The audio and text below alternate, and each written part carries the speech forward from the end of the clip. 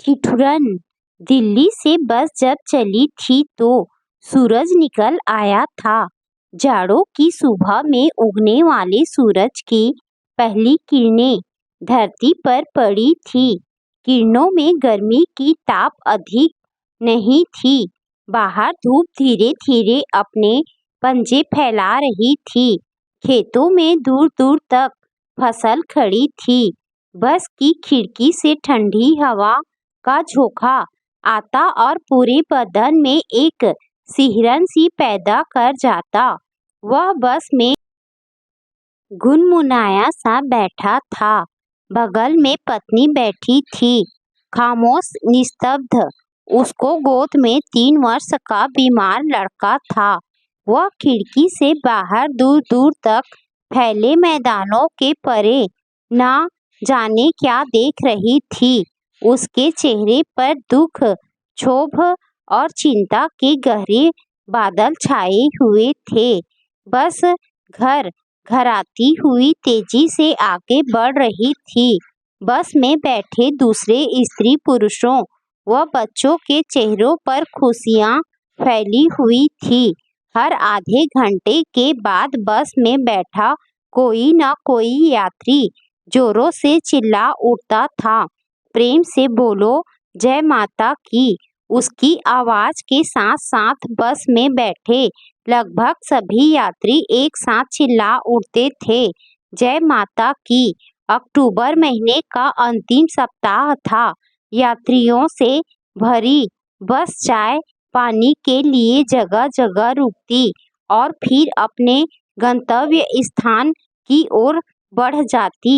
श्रद्धालु यात्रीगण रास्ते भर गाते बजाते बीच बीच में रुक कर माता की जयकार बोलते जा रहे थे। दोपहर बाद बस पहाड़ के घुमावदार रास्ते पर चढ़ने लगी। वह राजस्थान के किसी दूर दराज कस्बे से आया था। दिल्ली में स्टेशन पर ट्रेन से उतरते समय भीड़ भाड़ में किसी ने उसकी जेब काट ली थी। पूरे 150 रुपए थे। चाय पीने के बाद जब उसने जेब में हाथ डाला तो अवाक रह गया था। जेब में कुछ भी न बचा था। वह दुखी हो गया था। पत्नी ने कुछ रुपए सहेज कर रखे थे। उसने हिसाब लगाया कि पानी के पास के रुपयों में सिर्फ आने जाने का खर्च चल सकता था। घर वापस लौटने की उसे कोई तुक नजर नहीं आ रही थी। स्टेशन से मुंह अंधेरे ही वह पैदल बस स्टैंड के लिए चल पड़ा। वह बड़ी किफायत से खर्च कर रहा था। बस टिकट खरीदने के बाद वापस लौटने के लिए उसने टिकट के पैसे अलग से पेंट की अंदर रूनी जेब में रख लिए। वह पहले से ही मुसीबतों का मारा हुआ था। चपरासी की सरकारी नौकरी थी उसकी। बेहद मामूली वेतन से ही उसका घर खर्च बमुश्किल चल पाता था। बच्चा 1.5 वर्ष से बीमार चल रहा था। न जाने कौन सी बीमारी थी उसे। शरीर सूखता जा रहा था। उसने अपनी औकात भर डॉक्टरों, वैद्यों, हकीमों का खूब इलाज कराया, लेकिन बच्चे की हालत में कोई सुधार नहीं हुआ। झाड़ फूंक भी उसने कराई थी। अपने कस्बे के मशहूर ओझा से कहीं कुछ नहीं हुआ तो वह हर तरफ से निराश हो गया। बच्चे के इलाज की खातिर उसने पत्नी के चांदी के जेवर और घर के पीतल के भारी वजन वाले बर्तन तक बेच डाले थे। उसके एक मित्र ने उसे सलाह दी थी कि वह बच्चे को लेकर माता के दर्शन कर आए। उसका पूरा विश्वास है कि माता की कृपा से बच्चा अवश्य ठीक हो जाएगा। माता की कृपा सबको प्राप्त होती है। उसने सोचा उसे जाना चाहिए। दोस्त की बात ने उसके मन में एक नया विश्वास पैदा कर दिया था। उसने दोस्तों से मांगकर पैसे इकट्ठे किए और यात्रा पर निकल पड़ा। सांझ घिरने से पहले ही बस अपने गंतव्य स्थान पर पहुंच गई। सामने पहाड़ी पर माता का मंदिर था। घुमावदार रास्तों वाली कठिन चढ़ाई थी। लोग सवेरे चढ़ाई शुरू करते थे और शाम तक वापस लौट पाते थे। यात्री बड़ी संख्या में ऊपर से लौट रहे थे। वापस उनके चेहरों पर पथरीली पहाड़ियों के घुमावदार रास्तों पर जाने और वापस लौटने से पैदा हुई थकान के चिन्ह साफ साफ दिखाई दे रहे थे। वह बस से उतरा और चल पड़ा। उसने देखा बाजार में भी बहुत भीड़ थी। लोग बाग दूर दूर से आए थे। यात्रियों में हर सूबे हर प्रांत की औरतें, मर्द, बच्चे व कमसीन लड़कियां थी। खूब रौनक थी। बाजार की चहल पहल देखते ही बनती थी। जगह जगह पर मिठाई, खिलौने, चाट, पकौड़ी तथा प्रसाद बेचने वालों की छोटी बड़ी दुकानें सजी थी। सड़क के किनारों पर कुछ नेपाली युवक युवतियां स्वेटर, साल, गर्म टोपे और पुल ओवर बेच रहे थे। पूरे बाजार में एक अजीब सी खुशबू गमक रही थी। अगरबत्तियों और धूप के जलने जैसी। धर्मशालाओं में भीड़ बहुत थी। हर जगह मेला जैसा लगा था। वह कई धर्मशालाओं में गया, जगह कहीं भी नहीं थी। एक धर्मशाला का मुनीम दरवाजे पर खड़ा हाथ जोड़ जोड़ कर आने वाले यात्रियों से जगह न होने के लिए क्षमा याचना कर रहा था। उसने देखा एक और खुले मैदान में टीन की चादरों और बांस की बल्लियों से बनाए गए बड़े बड़े झोपड़े नुमा हॉल से थे, जिनकी छतें भी टीन की चादरों और बांस आदि से पाटी हुई थी। यात्रीगण उधर भी जा रहे थे। वह भी उस तरफ चल दिया। अंधेरा घिर आया था। वह एक बड़े से झोपड़े के सामने आकर ठहर गया। दरवाजे के अंदर की तरफ एक कोने में पेट्रोमैक्स जल रहा था। अंदर दो आदमी एक चौकी पर बैठे थे। उनकी बगल में दो ढेर रखे थे, एक मोटे मोटे गद्दों का और दूसरा लिहाफों का। झोपड़े के बाहर एक कोने में चाय की छोटी सी दुकान थी। दुकान पर एक बूढ़ा सिर पर गोल टोपी लगाए अपनी कथरी में लिपटा बैठा था। अंगीठी पर केतली चढ़ी थी। अंगीठी से सटक कर छोटा सा लड़का कुड़कुड़ाया सा बैठा था। उकड़ू रात गुजारने वाले यात्री अंदर बैठे आदमी से गद्दे और लिहाफ लेकर अंदर जमीन पर बिछी चटाई के ऊपर अपने बिस्तर लगा रहे थे। ठंड बढ़ चली थी, किसी हद तक शरीर को कपकपा देने वाली। कभी कभी सर्द हवा का झोंका आता और पूरे शरीर को भीतर तक हिला डालता। वह पति पत्नी सहित अंदर आ गया। उसने सामने बैठे अंधेड़ से शख्स से पूछा, गद्दे का क्या लेते हैं? 2 रुपए गद्दा पूरी रात के लिए, झोपड़े के मालिक गणपत ने जवाब दिया। और लिहाफ का क्या लेते हैं? उसने फिर पूछा। उसके भी 2 रुपए।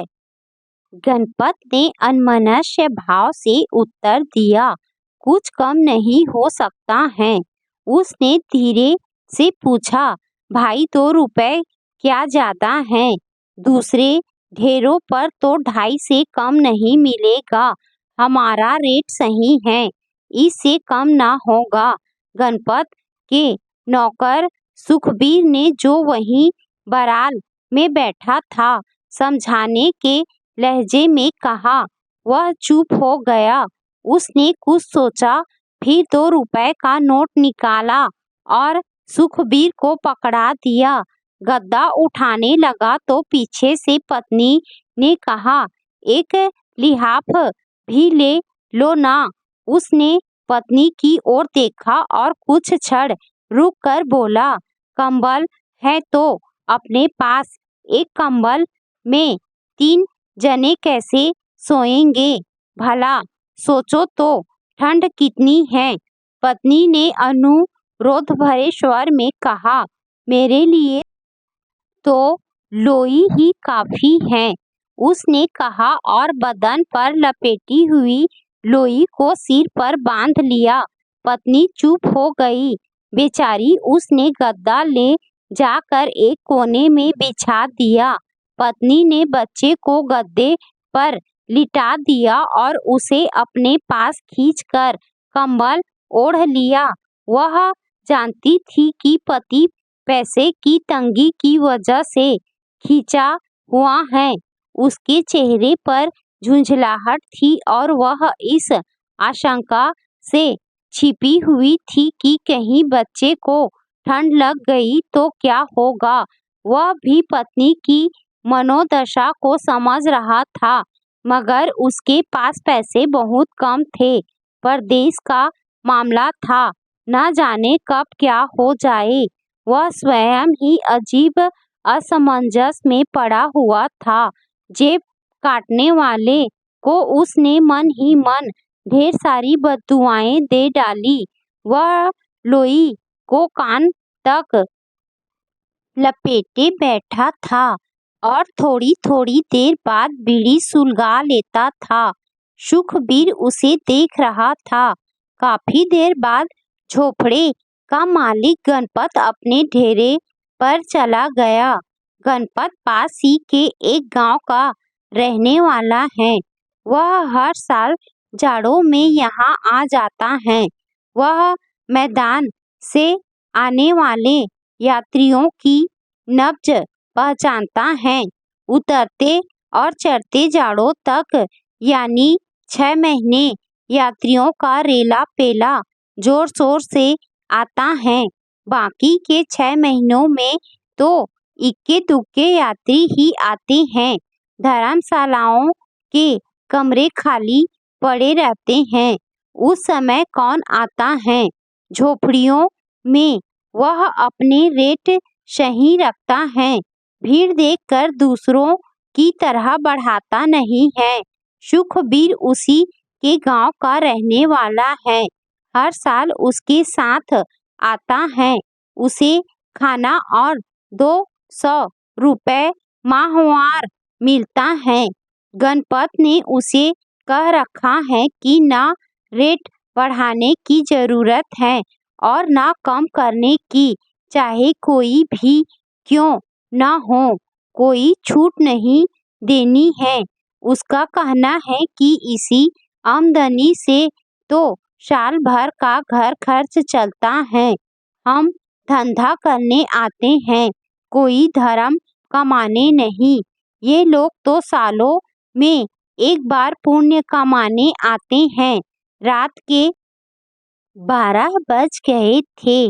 टीन की चादरों की बारीक काफों से ठंडी हवा छन कर आ रही थी।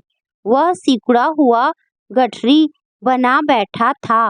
बीड़ी के धुएं से उसके शरीर में कोई गर्माहट नहीं पहुंच रही थी। ठंड उस पर सीधे सीधे वार कर रही थी।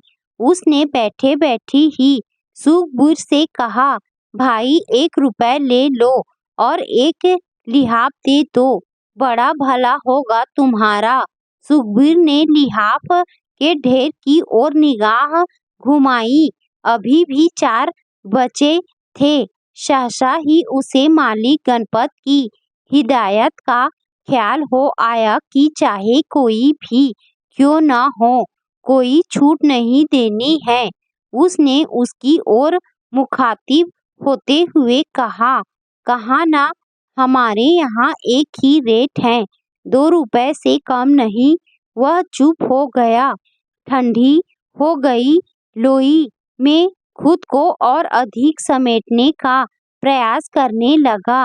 रात के 2 बजे के लगभग अचानक सुखबीर की आंख खुल गई। थोड़ी देर पहले ही उसकी आंख लगी थी। बच्चे के रोने की आवाज उसके कानों में आने लगी। नींद की हड़बड़ाहट से जगे-जगे उसे एहसास हुआ, यह आवाज कहीं उसके अपने बच्चे के रोने की तो नहीं है। सहसा उसे ख्याल आया, यह तो इसकी खामख्याली है।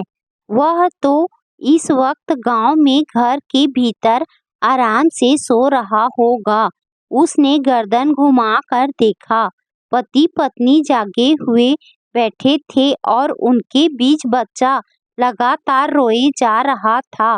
अगल बगल के लोग लिहाफों में घुसे हुए बेसुध सो रहे थे। वह पत्नी को डपट रहा था, चुप करा इसे, भगवान सब लोगों की नींद खराब करेगा। क्या करूं, ठंड के मारे सो नहीं रहा है, कंबल तो जैसे पानी हो गया है। पत्नी गिड़गिड़ाती सी बोली। वह चुप हो गया, कुछ नहीं बोला। आगे सुखबीर कुछ क्षण न जाने क्या सोचता रहा, फिर झटके से उठा, ढेर में से 2 खिलाफ उठाकर उन्हें दे आया। पत्नी ने झट से एक खिलाफ खींच लिया और बच्चे को लेकर उसमें दुबक गई। अब कुछ ही देर में तो दिन निकल आएगा, फिर किराया। उसने सुखबीर की ओर देखते हुए कहा, तेरा बच्चा मेरा बच्चा है भाई, तुमसे किराया नहीं लूंगा। बस एक मेहरबानी करना, सुबह मालिक के आने से पहले ही लिहाफ वापस कर देना। सुखबीर ने कहा और अपनी जगह वापस लौट आया। उसे अपने मालिक गणपत की हिदायत याद आने लगी। उसकी नींद गायब हो चुकी थी। उसे डर था कि कहीं सुबह मालिक ना आ टपके। सुबह होने तक वह ऐसे ही बैठा रहा।